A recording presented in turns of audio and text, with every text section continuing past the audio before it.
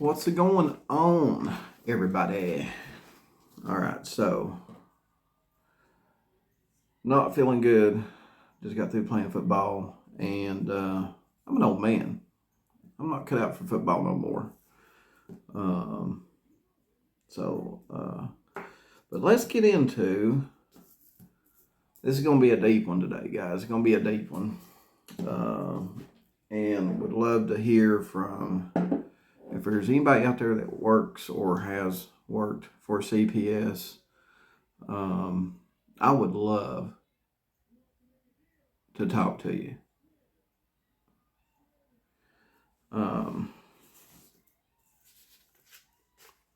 And I've gotten to the point to where I'm really concerned, but at the same time, I'm really frustrated. And at the same time, I'm really confused. That does wrap up the Summer Wells case right there, don't it? All right, so someone asked me to look into a body in Carroll County, Virginia, that was discovered, and it fit the range between 4 and 7 years old. After doing some research on it, I discovered that they came up with the time of death around 2017, so it's not summer. But in the article, I did discover something really neat, and that information was that, because they were talking about missing people, how many missing people there are, and how many go missing every year. It's an astronomical number. But I did find out that most agencies consider a case cold after 1 year.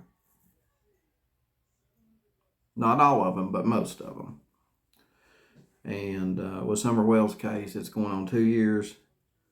So,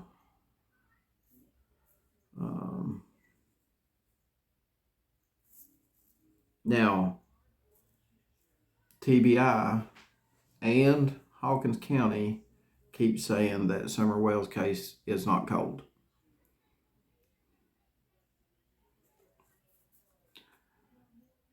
And we are on the other end going, well, you could have fooled us. So let's think about this, guys, because I'm really confused. I mean,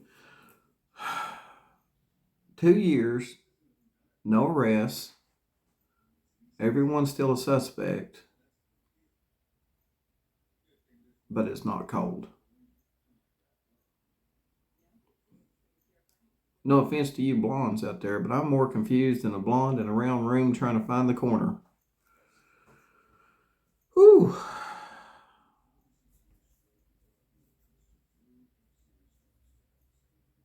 And I want to know, what information did they get that changed Summer's status from an endangered alert to a full-blown Amber Alert? Where at that point, they are in fear of her life being taken, or her life ending. That's what an Amber Alert is. Severe danger or life-threatening danger is what that is. Oh, by the way, sweet tea, guys. I didn't brew that one. That came from McDonald's. And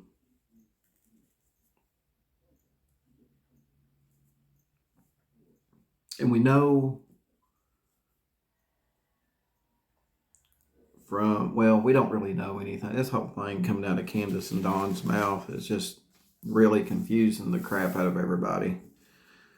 I mean, we're getting information that, Candus probably wasn't home when Summer really went missing.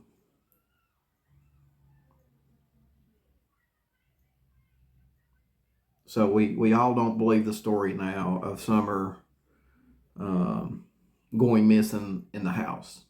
None of us really believe that no more. So what did happen?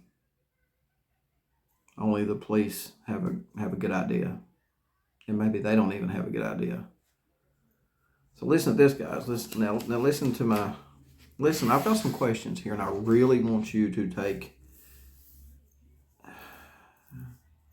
I really want you to take some time to think about this, because I have. That's why I hadn't done a video in a day or two. Okay, so we know from talking to the people that know the Wells, I think Prayer Garden said that they got another status hearing. I think maybe in sometime between April and May. But here's the thing, guys. Here's the thing. And I know CPS's ultimate goal is to reunify the family. But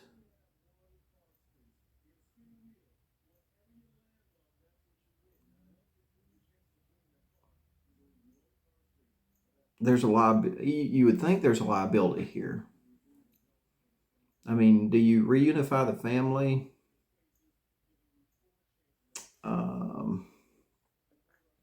If there's a you reunify the family if there's liability here? Can you reunify the family?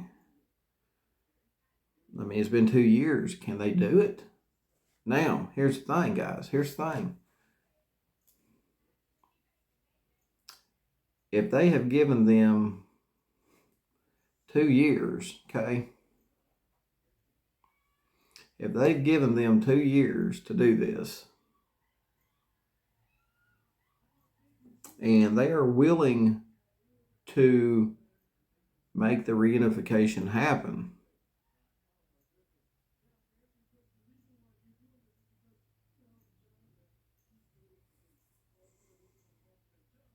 what's going on here? Now, I know CPS. I mean, what's going on here for CPS to actually even consider putting those kids back in that house under Dawn and Candus's watch?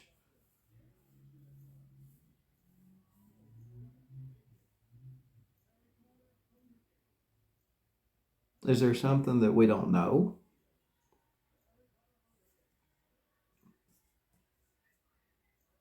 Are we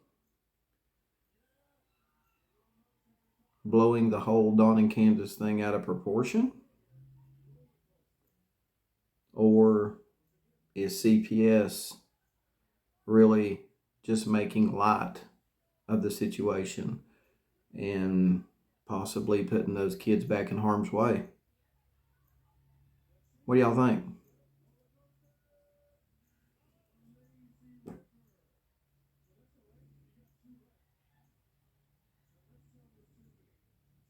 I'm confused on that one, because I mean, with what we've seen over the last 2 years, I'm just going to say 2 years, guys. It's close enough. They're still, I mean, they're still giving Dawn and Candus a chance to get them back. So, are we missing something here? Or is CPS really not thinking about this thing to the fullest extent of, what could happen if them kids do go back? You know what I mean? I mean, I know the whole point of CPS is reunification, but to what extent? What extent? And the other thing too is when those kids were taken, guys, when they were taken, whatever they were taken out of that home for, whether it was, Dawn and Candus failing a drug test, whatever it was. I mean, we do know that they were taken out of the house, but for whatever the reason was,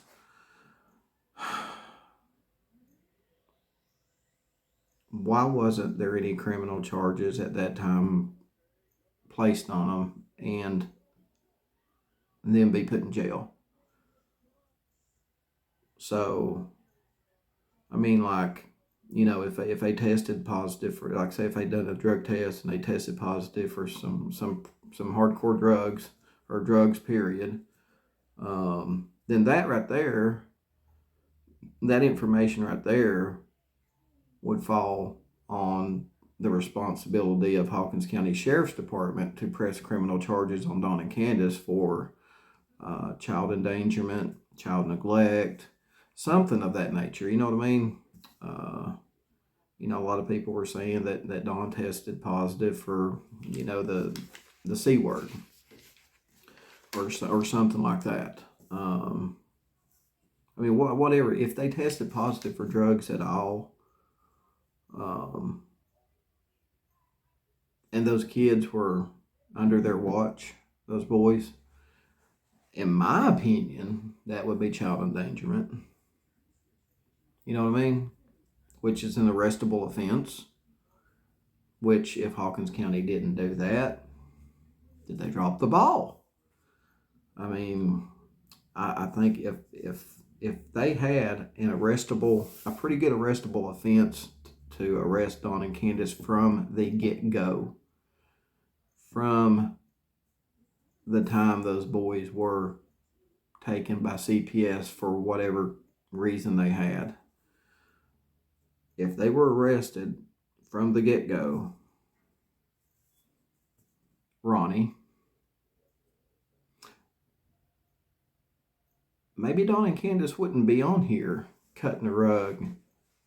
Maybe they wouldn't have been on here playing games and being stupid and making light of this whole case of a missing, innocent little girl with her whole life ahead of her that was possibly cut short.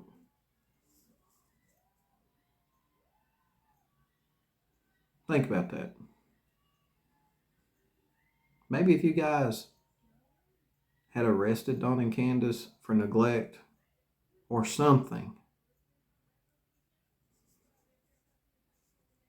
maybe they would have taken this whole situation a little bit more seriously, don't you think?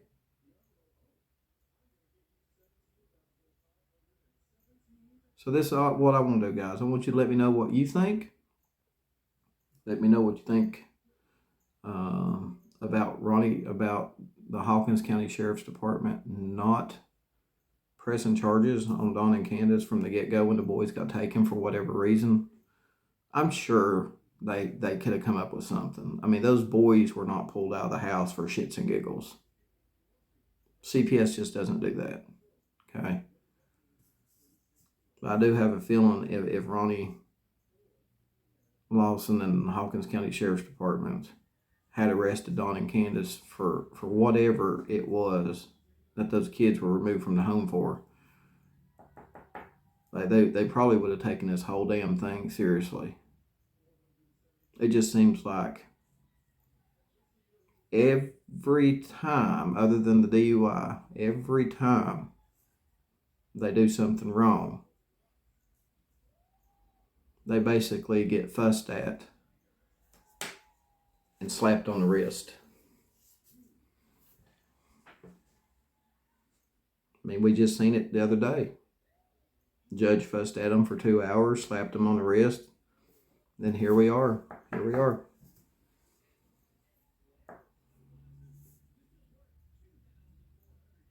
How come there cannot be an arrest of Don and Candus? How come there wasn't no arrest of Don and Candus when the boys got taken?